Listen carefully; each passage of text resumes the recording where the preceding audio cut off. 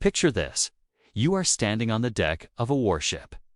The wood beneath your boots is slick with salt spray. You are a Roman marine, battle-hardened, scarred, trained to fear nothing. You have stormed fortresses, cut through shield walls, watched cities burn. But today, as you row toward the walls ahead, your hands are shaking, because you see it now, a rope. Just a single rope dangling over the stone parapet. And the moment your eyes lock onto that thread of hemp swaying in the Mediterranean wind, every instinct in your body screams the same command. Run, you drop your oar. You shove past your brothers. You hear yourself screaming, though you don't remember opening your mouth. All around you, the most feared soldiers in the ancient world are collapsing into panic not because of what they see, but because of what that rope means. It means he has found you. It means the old man is watching. It means your ship is about to be plucked from the water like a child's toy and snapped in half by an invisible hand. Before we descend into this nightmare, I'd love to know where in the world are you watching from. It's incredible to me that a story this ancient can connect us across continents, all bound by the same fascination with what humans are capable of when survival meets genius. This is the Siege of Syracuse. And this is the only time in recorded history where an entire military superpower was psychologically shattered not by an army, not by a god, but by a 75-year-old mathematician with a piece of chalk and an understanding of leverage that would take humanity another 2,000 years to fully appreciate. The year is 213 BC. The Roman Republic is bleeding. Hannibal Barca, the Carthaginian general who swore as a child to destroy Rome, is carving his way through Italy like a surgeon. The Battle of Cannae has just ended a massacre so complete that Roman mothers stopped naming their sons after the generals who led them there. 70,000 dead in a single afternoon. The Senate is in chaos. The Republic, which has never known defeat on this scale, is staring into the abyss. They need a victory. Not a symbolic one, a crushing one. Something to prove to the world that Rome is still the apex predator. So they turn their gaze south, toward the island of Sicily, the breadbasket of the Mediterranean. And on the eastern coast of that island sits Syracuse, a jewel of Greek culture, science, and most importantly, wealth. For 50 years, Syracuse had been Rome's loyal ally. But when the Romans started losing, the city made a calculated betrayal. They switched sides. They opened their gates to Carthage. For Rome, this was not just strategy, it was personal. The Senate dispatched Marcus Claudius Marcellus, the sword of Rome himself. This was a man who had once killed an enemy king in single combat and stripped the armor from his corpse while he was still dying. He was brutal, pious, and completely confident. He looked at the walls of Syracuse and saw an engineering problem he could solve with siege towers and Roman discipline. He brought 60 quinque reams massive 5-banked warships, and an army of the Republic's finest killers. He brought siege engines called sambucae, hinged ladders mounted between two ships, designed to be raised up and dropped directly onto enemy battlements, flooding the walls with marines in seconds. Marcellus stood on the deck of his command ship and told his officers they would be inside the city within 5 days. He had no idea what was waiting for him. Because inside those walls, in a modest villa overlooking the harbor, sat a man who did not care about glory, politics, or war. His name was Archimedes. And for decades, while the rest of the world had been busy conquering each other, Archimedes had been asking a different kind of question. What happens when you treat a city wall not as a barrier, but as a machine?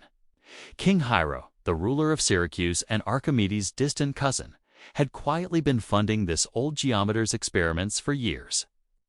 He had given him workshops, laborers, resources, and one simple request. If Rome ever comes for us, make sure they regret it. Archimedes had delivered. The Roman fleet surged forward on a bright morning, oars churning the sea into white foam. The sambucae towers were raised, casting long shadows across the water. Soldiers braced for the usual chaos of Acedgero's stones, desperate men throwing anything they could from the walls. But instead, they were met with silence. The walls of Syracuse seemed empty. Marcellus, watching from his ship, felt the first flicker of unease. Then the walls came alive. Massive wooden beams, hidden behind the battlements, suddenly swung outward on concealed pivots. Hanging from these beams were iron claws, some shaped like talons, others like the jaws of some mechanical beast. The Romans froze. Confusion rippled through the ranks. What were they looking at? Before the centurions could bark in order, the claws dropped. They plunged down with terrifying speed, crashing through the decks of the lead ships or latching onto their prows with a bone-shaking clang. Then, impossibly, the ships began to rise.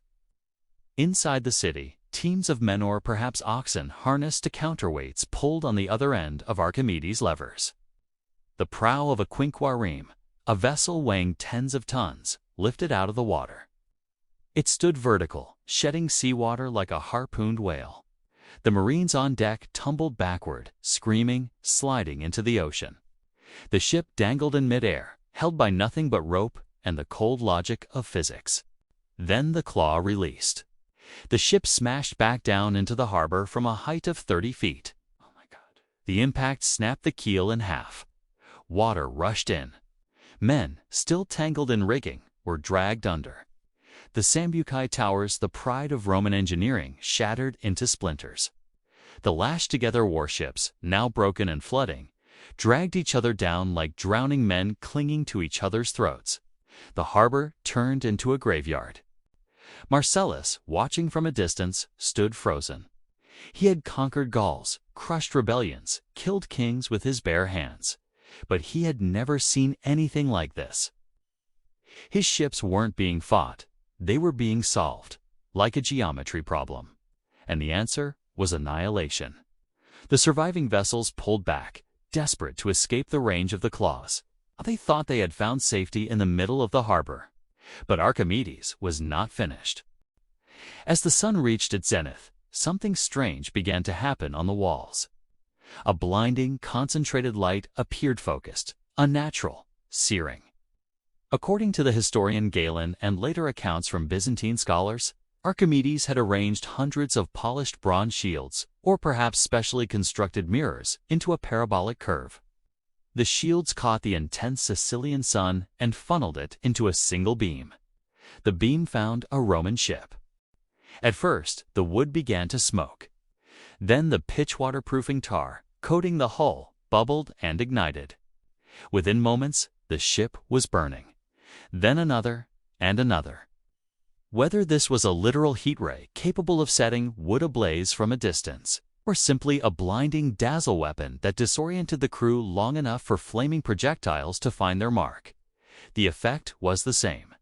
The Romans believed they were being attacked by the gods themselves. Panic is contagious. It moves faster than fire. The fleet, already traumatized by the claws, now broke entirely. Marcellus gave the only order he could: retreat, but he was not done.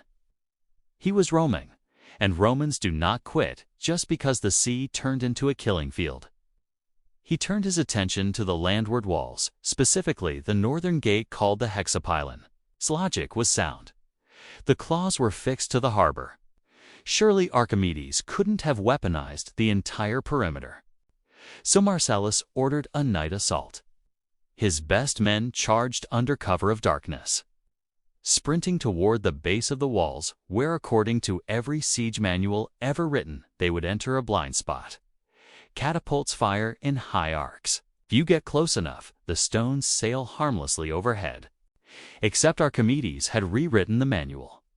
As the Romans reached the walls, they didn't find safety. They found a new kind of hell. The fortifications erupted with fire. Smaller catapults, adjusted for shorter ranges, tore through the ranks. And when the legionaries finally pressed their bodies against the stone, expecting cover, they were met with something worse. The walls themselves seemed to be shooting at them. Archimedes had pierced the limestone with thousands of tiny loopholes, narrow slits, just wide enough for a bolt or an arrow. Defenders inside, completely protected, fired point-blank into the Roman lines. There was no cover. There was no angle of approach. Every inch of ground was a calculated kill zone. Marcellus, for the first time in his career, laughed. Not from joy, from exhaustion, from disbelief. He looked at his officers and said, according to Plutarch, "Shall we not stop fighting this geometrical Briareus, who uses our ships like ladles and has outdone the 100-handed giants of myth?" It was an admission. The sword of Rome could not cut through pure thought. He called off the assault. The siege became a blockade. For 2 years, the Roman army sat outside the walls, rotting in the heat, dying of disease, waiting for Syracuse to starve. Inside the city, life continued. The people believed they had won. They had Archimedes. They were invincible. But invincibility breeds carelessness. In 212 BC, the festival of Artemis arrived, a 3-day celebration of wine, music, and feasting. After 2 years of fear and rationing, the city exploded into euphoria. Soldiers drank. Guards abandoned their posts. The watchtowers went dark. Even the walls overlooking the cliffs, the section near a place called Trogelus, were left unattended. Why bother? The cliffs were too steep. The walls there were strong enough. But a Roman officer, during a prisoner exchange weeks earlier, had done something no one noticed. He had counted bricks. He had estimated the height of the wall at that exact spot. He had done the math. And he had realized that the standard Roman scaling ladder, useless against the main defenses, would fit perfectly there. Marcellus had been waiting for this moment. On the night of the festival, while Syracuse drowned itself in wine, 1,000 hand-picked Roman soldiers crept through the darkness. They carried their specially measured ladders. They moved in complete silence. The first ladder touched stone, then the second. One by one, they climbed. The only sound was the distant music from the city and the pounding of their own hearts. The first Roman reached the top. He pulled himself over the parapet. He looked down and saw a guard slumped against the wall, asleep, an empty wine jug beside him. The Roman slit his throat without waking him. By dawn, the northern walls were in Roman hands. The hexapylon gate groaned open from the inside. And through that gate poured the rest of Marcellus' army men, who had waited 2 years for this moment. The citizens of Syracuse woke to the sound of trumpets. Roman trumpets. Inside their city, the sack began immediately. Temples were looted. Homes were burned. The streets ran red. Marcellus, standing in the central square, looked at the city he had finally conquered and wept, perhaps from relief, perhaps from shame. But he gave one order above all others: find Archimedes. Bring him to me alive. In a quiet garden, far from the screaming, an old man sat in the dirt. He was bent over a shallow box of sand, tracing circles with a stick. He was 75 years old now. The noise of the collapsing city, the fire, the shouting, the dying filtered past him like wind. He was working on a proof. Perhaps something about the volume of a sphere. Perhaps something humanity wouldn't understand for another millennium. A Roman soldier stumbled into the garden. He was young, exhausted, blood-drunk from the sack. He saw an old man ignoring him. He barked an order: "Get up, Marcellus wants you." Archimedes didn't look up. He waved his hand dismissively, his eyes fixed on the sand. He said in Greek, "Noli turber, circulus meaus." Do not disturb my circles. It was not defiance. It was not bravery. It was something purer. The belief that this truth in the sand mattered more than empires, more than war, more than his own life. The soldier, insulted and impatient, drew his gladius. He struck once. Archimedes fell forward into his own diagram. His blood washed across the geometry he had died protecting. When Marcellus learned what had happened, he wept again. This time not from victory, but from loss. He had the soldier executed. He gave Archimedes a funeral with full honors. But it didn't matter. The brain that had held off an empire for 2 years was gone, killed in a single thoughtless moment by a man who didn't even know his name. 137 years later, a young Roman official named Cicero visited Syracuse. He asked to see the tomb of Archimedes. The locals told him they didn't know where it was. Some claimed it didn't exist. In less than 2 centuries, the city had forgotten the man who saved it. Cicero didn't believe them. He remembered reading that a sphere and cylinder had been carved on the tomb, Archimedes' favorite proof, the one he wanted to be remembered for. Cicero went into the overgrown graveyards outside the city. He hacked through weeds and bramble. And there, buried under wild grass, he found it, a small stone column, weathered and forgotten, topped with the faint outline of a sphere inscribed in a cylinder. Cicero cleared the brush. He stood there for a long time, staring at those shapes. The greatest mind of Greece, honored at last by the greatest voice of Rome, too late to matter, but just in time to remember. The Siege of Syracuse ended. Rome went on to conquer the world. But in that garden, in that moment, something was lost that no empire could ever reclaim. Not the man, not even the machines, but the idea that some truths are worth protecting even when the world is burning, even when no one is watching, even when a soldier with a sword is standing over you, demanding you move. Archimedes stayed in the sand, and the circle remains unfinished.